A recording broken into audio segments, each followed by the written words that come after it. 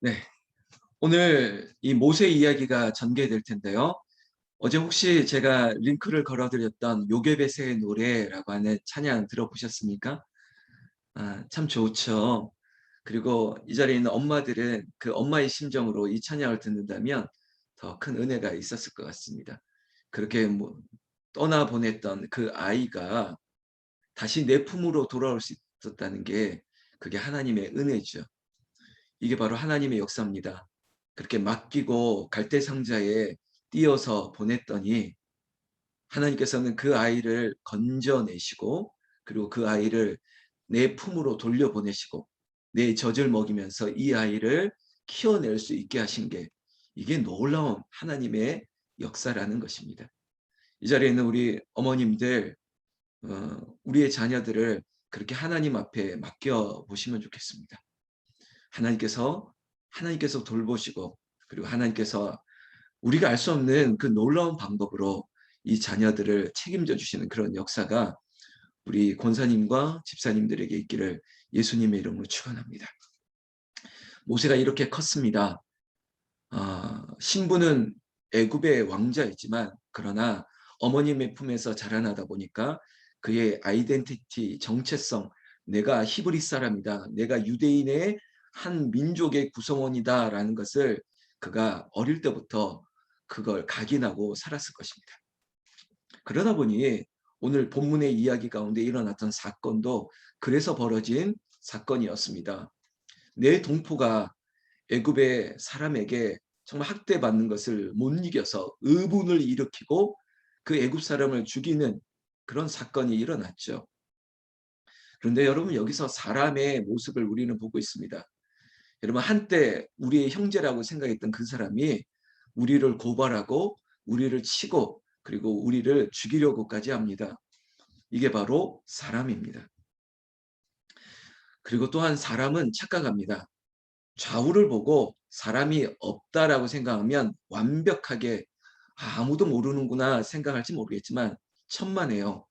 하나님이 보고 있는 건 당연하지만 누군가 우리를 보고 있을 수 있습니다. 그리고 그 눈이 우리를 정죄하는 눈이 되고 비판하고 비난하고 판단하는 눈이 될 수 있습니다. 심지어 나에게 은혜를 받았던 사람이 그 사람이 마치 나에게 오히려 등에서 비수를 꼽는 역할을 할 때가 있습니다. 이게 바로 사람이기 때문입니다. 사람. 성경 말씀에도 이 사건 가운데 10절 말씀에 보면 이튿날 다시 나가니 두 히브리 사람이 서로 싸우는지라. 여러분 동포들끼리 싸워요. 여러분 애굽 사람과 히브리 사람들이 싸우는 게 아니라 같은 민족끼리 싸우고 있다는 겁니다. 여러분 어려움을 당하고 고통을 당하고 벽돌을 굽고 그리고 그들에게 중과된 노동을 같이 힘을 합쳐서 이 일을 완수해내는 것도 그래도 힘든데 서로 싸우고 있다는 거예요. 누가? 히브리 사람끼리. 여러분 이러면 안 됩니다. 이거 너무나 당연한 얘기 아닙니까? 왜 같은 민족끼리 싸웁니까? 왜 같은 편끼리 싸웁니까? 편이라고 하는 말도 좀 뉘앙스가 묘한데 왜 같은 교회에서 싸웁니까? 왜 같이 기도하는 사람들끼리 왜 싸우냐고요? 그때 모세가 중재하려고 나섭니다. 그런데 그 중에 한 형제가 이렇게 말합니다. 네가 어찌하여 동포를 치느냐? 그랬더니 말하죠. 누가 너를 재판관으로 삼았느냐? 너도 네가 어제는 누구를 죽였더니 이제는 나를 죽이려고 하는구나. 애굽 사람을 쳐 죽였더니 이제 나도 쳐 죽이려고 하느냐? 악다구니를 아마 폈을 것입니다. 어처구니 없지 않습니까?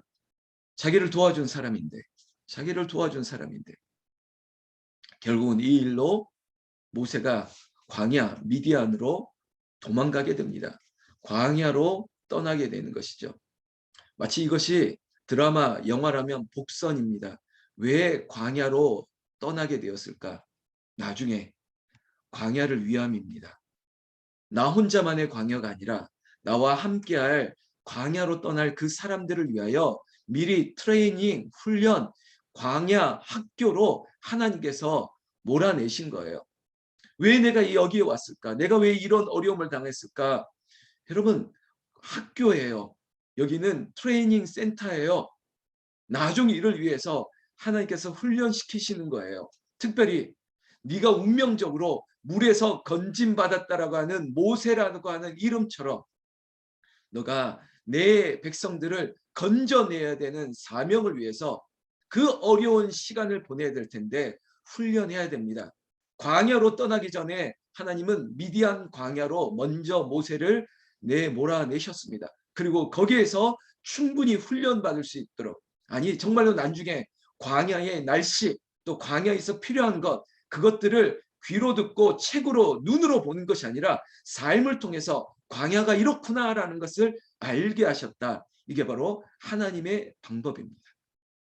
놀랍지 않습니까? 하나님의 방법이 이렇게, 혹시 여러분들 내가 광야로 내몰린 것 같습니까? 아니요. 하나님께서 이 광야를 지나 가나안의 축복을 누리기에 합당한 우리의 자세와 우리의 모든 환경을 만들어내시는 것이라고 여러분 믿으세요. 그 믿음 가운데 광야는 우리에게 절망이 아니라 하나님의 임재를 보는 축복의 자리가 되기를 우리 주 예수님의 이름으로 축원합니다. 축원합니다. 오늘 이야기가 바로 이렇게 바로의 낯을 피하여 미디안 광야로 내몰렸습니다. 그런데 뜻밖의 사건이 일어났습니다. 17절, 16절, 17절이에요. 우물에서 물을 깃는 7명의 여인을 만났습니다. 그런데 여자들끼리 있어서 그랬는지 그 동네에 있는 불량배와 같은 목자들, 남자들이 와서 무시하고 그들이 우물 깃는 것을 방해하고 막 이런 모습을 모세가 목격했겠죠. 이게 바로 성격이라고 하는 것 같아요. 천성이 그런 것 같아요. 불의를 보면 못 참는 거죠. 그리고 약한 사람을 도와줄 수밖에 없는 그 모세의 그 본질 그대로가 드러납니다. 어떻게 됐습니까? 모세가 17절에 보면 목자들이 와서 그들을 쫓는지라 모세가 일어나 그들을 도와 그 양떼를 먹이니라. 이런 모세는 그냥 하나님께서 이렇게 만드셨던 것 같아요.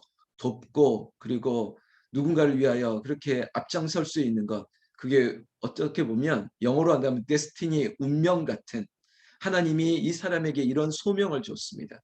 혹시 여러분은 이 가운데 나는 뭐 성격이 뭐 이러네 저러네, 여러분들이 그 성격을 통해서 하나님의 일을 하시는 거예요. 어떻게 다 똑같을 수 있습니까?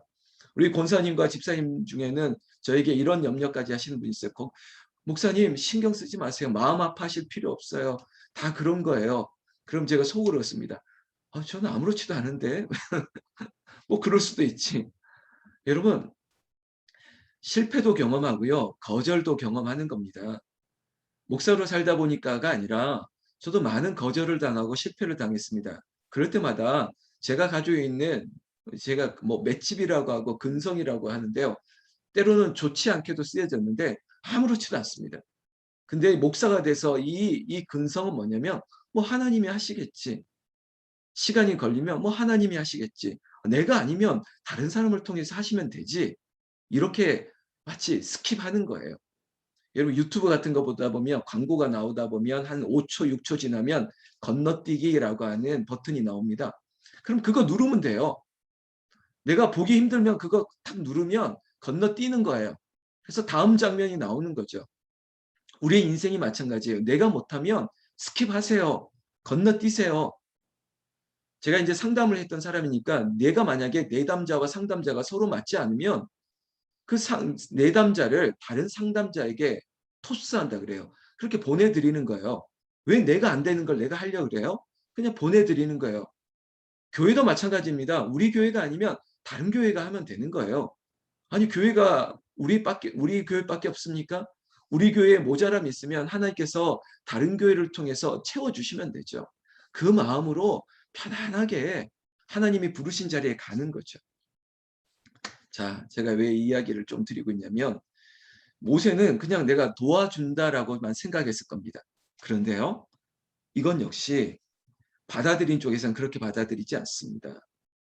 19절에 보면 이 도움을 받았던 여인들이 모세를 손님으로 모시고 그들의 거처로 가서 이제 고마움을 표현하려고 했죠. 그리고 아버지에게 오늘 있었던 사건을 이야기하면서 이런 얘기를 하고 있습니다. 19절.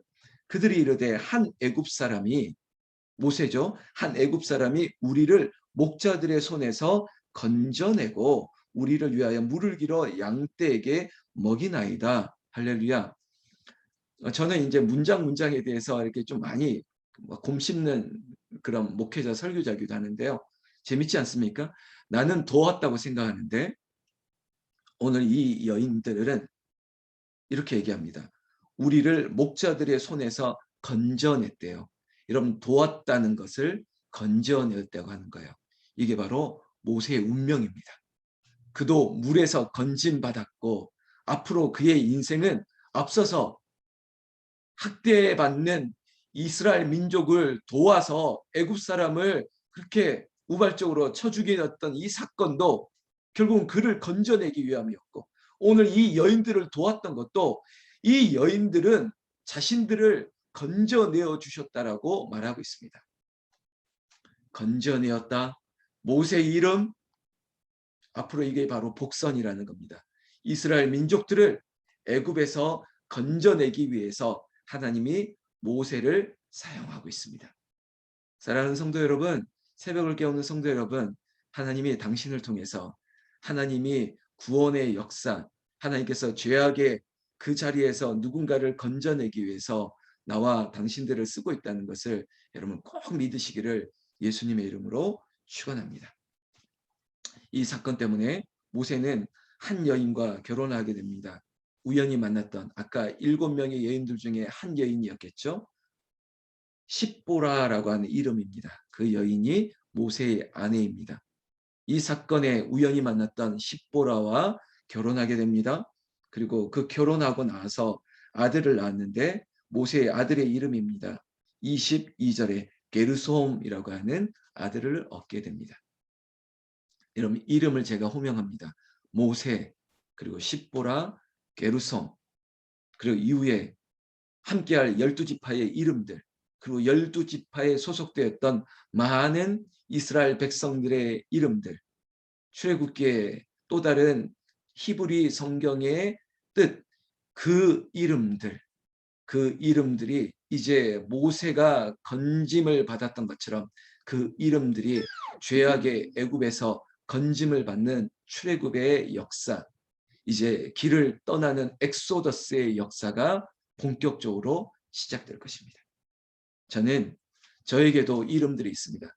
오늘 이번 주일 부활절 이후 다시 맞는 주일날 또다시 그 이름들을 호명할 것입니다. 그리고 그 이름들과 함께, 그리고 이전에 함께했던 이름들과 함께 모두가 함께 우리는 출애굽의 여정을 시작하려고 합니다. 진짜 믿음의 길을 떠나는 것이에요.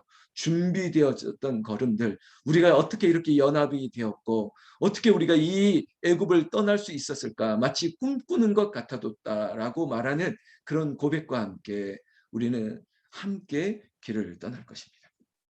여러분, 이 길을 떠날 때 필요한 게 있습니다. 바로 하나님의 역사가 필요합니다. 오늘 매일 성경, 우리가 매일매일 새벽을 깨우면서 꼭 묵상해야 될 작업이 하나님은 누구신가라는 이 질문에 우리는 대답을 해야 될 것입니다. 여러분, 저는 오늘 특별히 4가지 동사로 하나님에 대해서 좀 이야기하려고 합니다. 23절부터 갑자기 미디안에서 카메라 이 앵글이 미디안에서 다시 애굽으로 전환됩니다.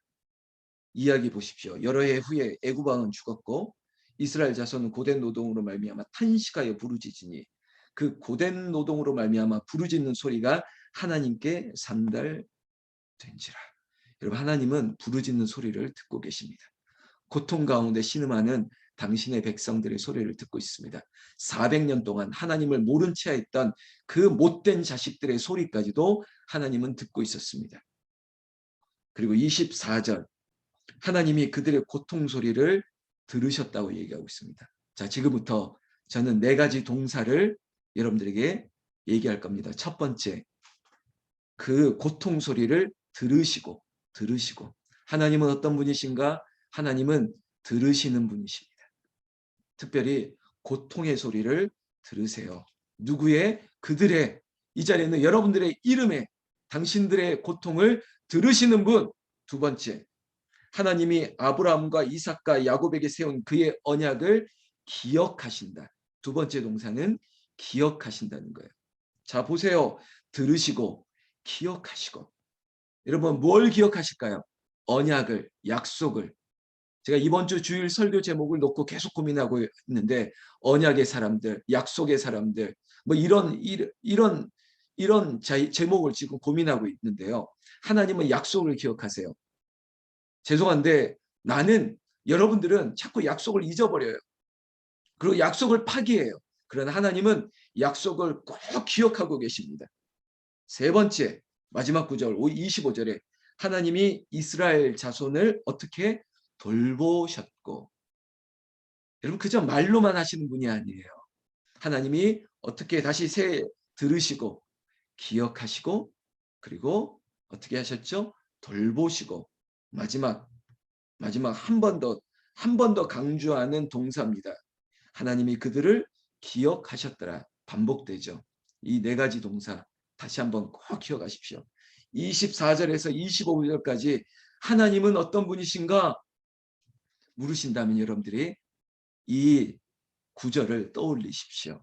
하나님이 고통 소리를 들으시고 이 불쌍한 영혼들을 기억하시고 그 약속을 상기하셔서 우리를 돌보시고 다시 한번 하나님의 언약을 기억하시면서 우리를 이끌어 주실 것이라는 것입니다. 월요일부터 금요일까지 하나님이 우리의 기도를 들으셨습니다. 그리고 우리의 기도의 마음의 소원들 그리고 하나님의 약속 가운데 기도했던 모든 것들을 하나님은 기억하고 있습니다. 그리고 하나님께서 여호와 이레로 그리고 성령을 통해서 우리를 돌보고 계십니다. 여러분 반드시 기억하셔요. 하나님이 기억하신다면 우리도 이 언약을 하나님이 어떤 분이시라는 것을 기억하셔야 됩니다. 그렇다면 우리는 딴 길로 갈 수 없습니다. 우리는 다른 생각할 수도 없습니다. 오직 주님만, 오직 여호와 하나님 한 분만 그렇게 바라보면서 오늘 하루도 멋있게 살아내시고 그리고 오늘 밤에 8시에 또 여러분이 계신 곳 어디서든지 우리가 서로 만나서 하나님의 은혜를 사모하고 그리고 제가 여러분들과 나누는 말씀을 통해서 서로의 고백들을 듣는 귀한 금요 찬양 기도의 자리까지 하나님께서 오늘 여러분들과 동행하시고 여러분들을 돌보시고 여러분들의 기도를 들어주시는 그런 귀한 날 되기를 나는 예수님의 이름으로 축원합니다. 축원합니다. 기도하겠습니다.